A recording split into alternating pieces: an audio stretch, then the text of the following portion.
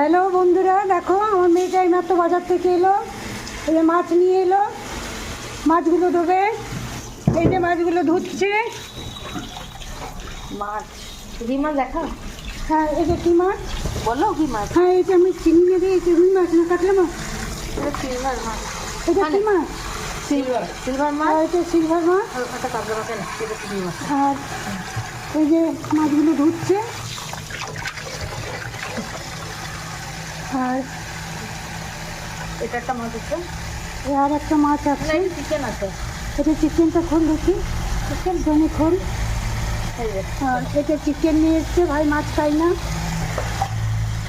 এটা আছে। কাতলা মাছ। এটা কাতলা মাছ না, এটা রুই মাছ। কাতলা মাছ। এটা কাতলা মাছ। আর ওইটা কী মাছ বললে? এটা হচ্ছে সিলভার মাছ। ওইটা সিলভার মাছ।